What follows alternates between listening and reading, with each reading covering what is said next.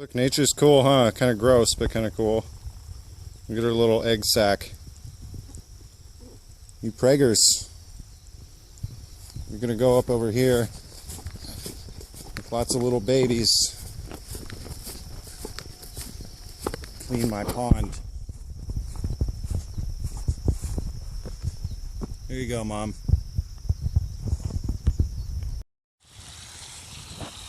Oh. Okay. I haven't got any fish out yet. I've got like 5 or 6 pregnant crawfish and a ton more, but I can't catch the fish until it's super low. So I'm pumping, when I scrape stuff off the bottom, I'm pumping that area because it stirs it up, and then I'll give it fresh water. I don't know, I think what I should do is refill this pond and treat it a little bit so I could see it, and then stop draining it and continue to pull the papyrus out, and only drain where I'm pulling the papyrus out because it's super murky down there. And by the time I can catch the fish, it's going to be so low and there's going to be so many of them that I don't know. I don't want to risk it. I think that they're going to be breathing in mud water while I'm trying to catch them and hiding under that papyrus too. So I'm going to cut all that away, fill the pond back up today, and then see what it looks like tomorrow.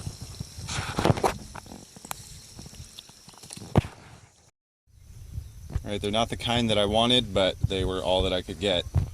So I got 13 of them, and I counted. That should be enough. But I didn't walk all the way down the fence line. I just started from the top and went down to where they were climbing over the fence, because this fence was designed to keep pigs out, not keep goats in.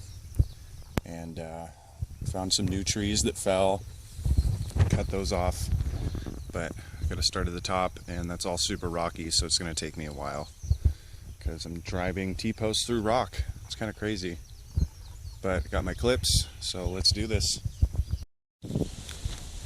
I hope to get a video soon once they're back in here. All 4 of them in a cute little row, testing the fences. So what they do is they drag their entire body across the fence. They basically walk with all 4s on the ground, but they're pushing their whole body weight against the fence and walking along the fence. That's why there's so many T-posts over there. This side, this fence, and this wire is called hog wire, and it's designed to keep pigs out. So there's a T-post every 15 or 20 feet to keep goats in. Even this section right here, got a T-post here, and then there. I think this is probably a 10-foot span, it looks to me. Creamy will put both of her feet up on the fence, push down, holding down the fence with one foot. She'll put her other foot on the very top, push that down, get her hind legs up on here. I've seen her balancing on the fence while it's moving back and forth, and she will jump to the other side. Look how much work they've been doing on the other side of the fence. Maybe you can't really tell, but they've been doing a lot of work over there, and I don't need them over there. So I'll try and get a video of them testing the fence lines. I'll try and experiment. Will you eat these flies?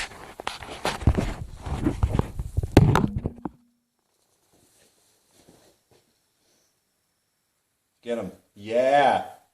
Eat all those dead ones. That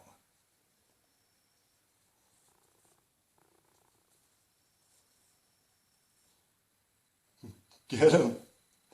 Get that one. Get that one. Don't you see it? Get it. Oh, you almost got it. Yeah, eat the dead ones too. Get those ones. Oh, come on.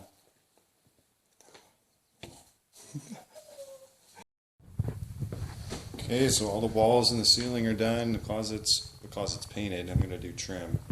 And the floor is painted up until this area. So Elizabeth's here and helped me move all the heavy stuff out of the way to where I haven't painted yet. So paint this. closet, and the floor will be painted. Put the room back together. Stoked.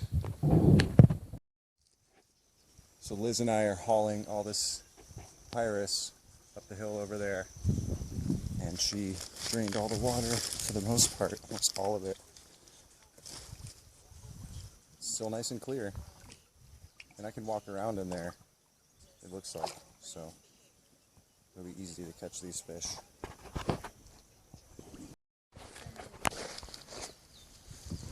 You made it! Wow, he's cruising. Wow, that's crazy.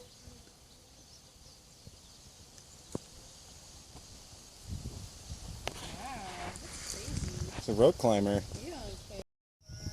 Look how gross it is. Got the fish out. Lots of little mosquito fish and lots of little lobster buddies. So I wanted to show you this light that I have to do. So I left clearance, I put the mirror on so that the faucet wasn't too close to the bottom of this. And so I had to move the light up, which means I have to cut the wall away. And so I'm redoing that right now, and I'll do a video when it's done. So I'm doing the same thing that Liz did. Since this is the sheetrock that she used to patch that hole in the downstairs room up at the main house. So it's a little thicker, and I've got my 2x4 right there, and so I've got to scrape this part away so it sits flush on the wall, and that's also why it's a different color. It's a different kind of sheetrock. It's part of it.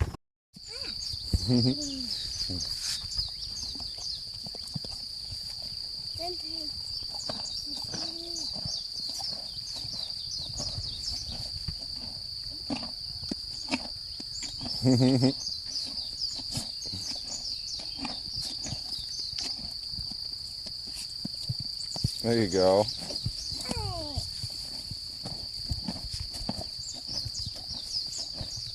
She's more gentle about it. You'll see the other one. You want me to? This one. He's already had two. Here, Ma. Sure.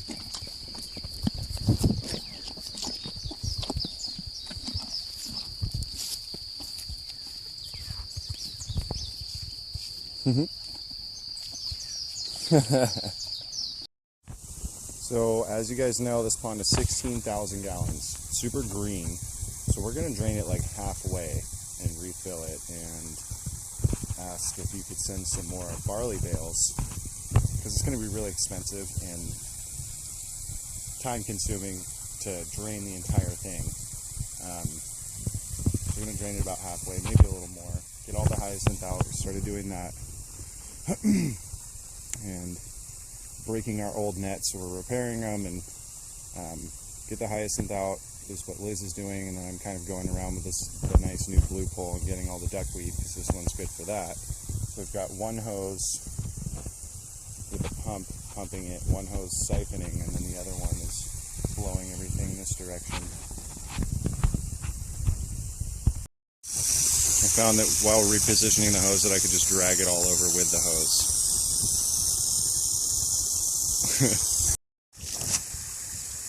Look at her go. It's too slippery to get in any further. Pele's a dog and she won't even get in. Check it out. All clear.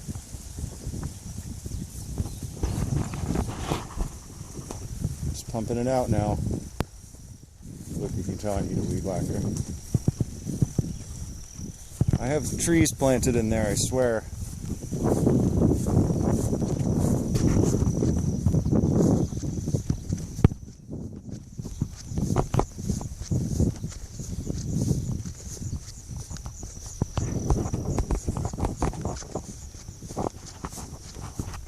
Former compost piles are coming back.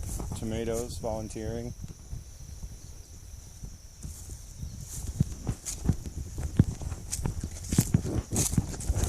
Lots of little grass growing over.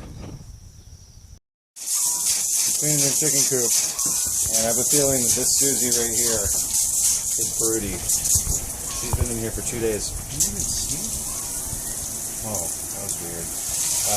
Yeah, she's been here for 2 days in a row. And I gotta ask Elizabeth, because she's here and she feeds the chickens because she sleeps up at the house because the ground is level in her car. And she feeds the chickens, and so I want to know if she saw all of them this morning.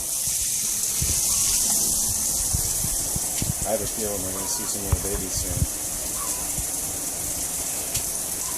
So this shrub that I thought was a strawberry guava is right here in relation to the house.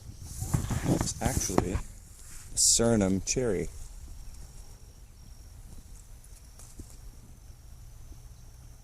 And you can eat them at all different stages, orange, yellow, turn red. They're beautiful and they're tart, but they're really good. And this thing is going off with them right now. You can make jam with them and you can put them in pie. There's a bunch of them going on in there. What? You don't like it? Oh. Oh. I'm pruning the orchid tree, and I know from experience, because Gilligan was eating the leaves off of it, that the goats love it, so I'm just bringing it over here. There's an aphid problem that I've only noticed on that tree so far, so I'm pruning all the leaves off of it, and they're going to eat all the leaves, so hopefully they'll eliminate that problem. I just got some neem oil at the market in town, so I'm going to use that on some of these trees that are getting attacked. But having the goats go through that is going to be really good. They're loving it. So this is all the arugula that was in the garden. I stumped it, jammed it back in the dirt, and it's going to come back with a vengeance.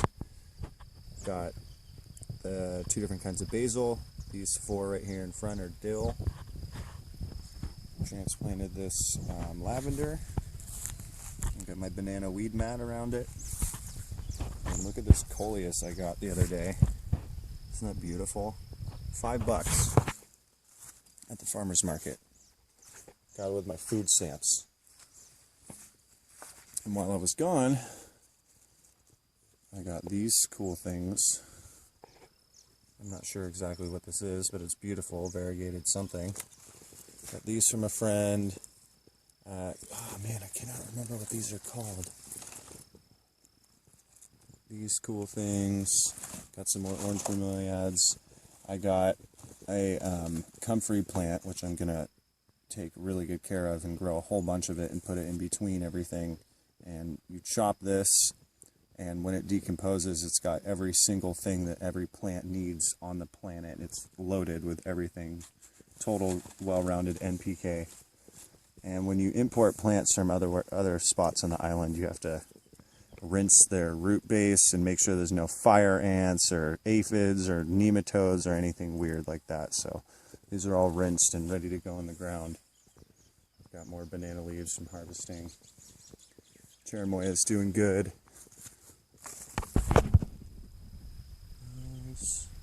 Those and that one. And that one looks like something ate the top off of it. And there's one with the seeds still on there. And that one and that one are the ones that I did by seed months ago. Just sprouted.